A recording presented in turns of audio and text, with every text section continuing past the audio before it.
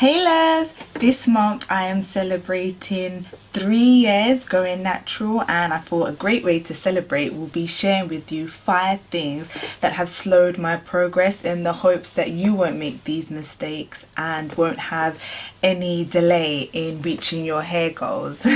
Number 1 was using too much heat. Now over the 3 years I've only used heat in one period, apart from using a hooded dryer to deep condition my hair, or if I'm trying to dry my hair because I'm in a rush or set my curls. After 2 years of using no heat, I did use this heated hair straightening brush, which was supposed to give me results like this.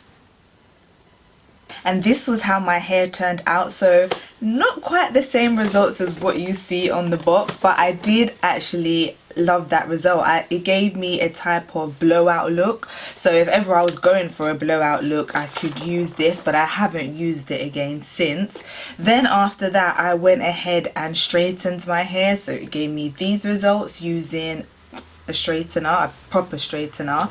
Then I went ahead and used a curling wand and got these results, which I absolutely love these results that I got. And then I went ahead and used the curling wand again, and then I used it a third time, which didn't actually give me the same results. It was even the second time I didn't have the same results, and the third time it just wasn't taken at all. Because when I say I used heat in one period, those times that I used this brush, the straighteners and the curling one, I never washed my hair. So within one setting, it wasn't the same day, but within one period from not washing my hair, I used heat 5 times. And the last time, I mean, you could hear my hair burning because I had just been spraying lots of heat protectant to try and not cause damage to my hair.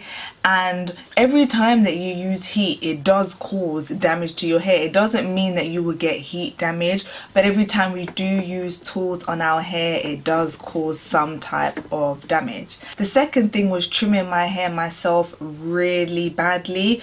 I mean, I would get a section of hair, and then instead of cutting it straight, I would take individual curls and cut one at one length, cut one at another length, cut one at another length. I mean, it was awful, and these are the results that I ended up with.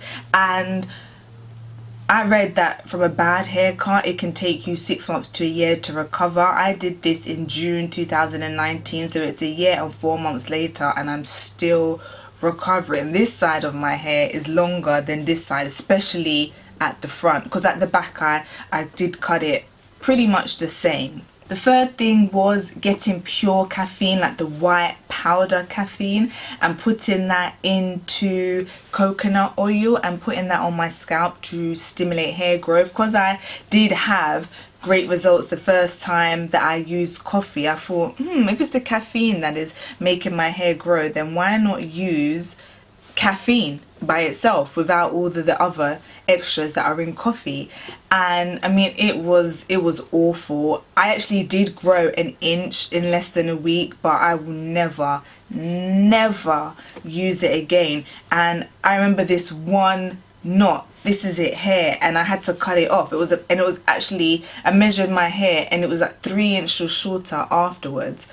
Thankfully that was only one strand of hair, but that was like one curl. But I just thought, it kind of beats the purpose. If I'm trying to grow my hair and then I'm having to cut off this 3 inches, it really does beat the purpose. And besides that, my hair was dry, it looked damaged, it looked like it had blasted the cuticles open, and I had so many single strand knots. I have never had that many single strand knots in my life before.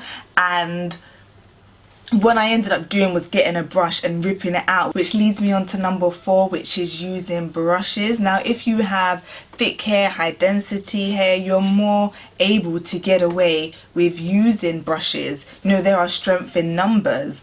But for me, using brushes, it really did rip out my hair. Not only when I had all the single strand knots from using the caffeine oil, but also from just other times when I wanted to use a brush. I thought that in my wash and go it would make my curls be more popping, and just times when I guess I was just, you know, just using a brush for maybe trying to save time's sake, because it can be quicker than finger detangling. But using brushes for me really did set me back. And lastly, but definitely not least, number 5 was rushing when I was doing my hair. And for me, I was starting not to enjoy it as well.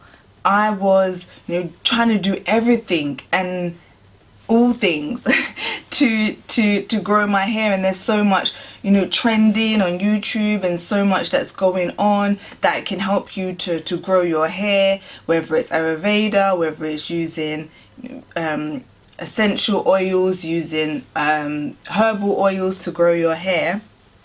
I was doing so many things, massaging my hair, that I wasn't enjoying it anymore. And when I first went natural, I was so in love with the process. And because it doesn't happen overnight, you really do want to learn to love the process, and to learn to love spending time with your hair, getting to know your hair, not just the end result when you've got the wash and go, the twist out or the braid out, but enjoy the process of detangling your hair before you get in the shower, washing your hair, making sure that there's no single strand knots after you've washed your hair. And because I was doing so much, wash days were becoming so long, I wasn't enjoying it anymore. So I was rushing so much, and when I got to a single strand knot, I was just thinking, oh, this won't come out, and I would get the scissors, get shears, and I would cut it off, instead of taking the time to learn, okay, how do I take out these single strand knots, which now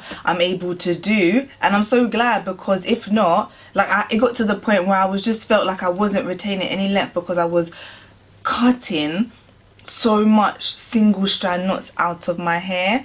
And even though I was retaining lengths in some places, I was thinking my hair's going to be so uneven by the time I reach my hair goals for all this cutting that I'm doing. So that set me back. And now, you know, there are different lengths of my hair, and not just from trimming it badly, but from all the single strand knots that I cut out, that I could have taken the time to love my hair and take out those single strand knots.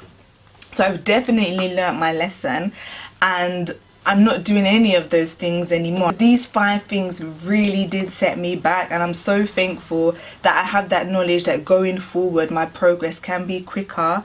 You know, that I've learned to love the process again. My wash days are shorter. I actually wash my hair bi-weekly, which helps me to enjoy the process more, because now it's not like, oh, every week.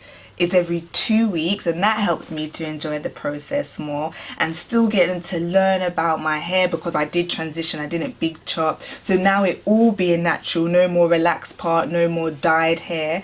For the most part, I'm definitely still learning and loving the process, and I hope that these tips, well, not really tips, but I hope that these 5 pointers help you to not make the same mistakes, and that you too can learn to love your hair, really look after it, take good care of it, and it will flourish. And that's not to say that you don't already love your hair or look after it or take care of it, but to love it more. We can definitely grow in love, because I did love my hair, but not as much as I do now.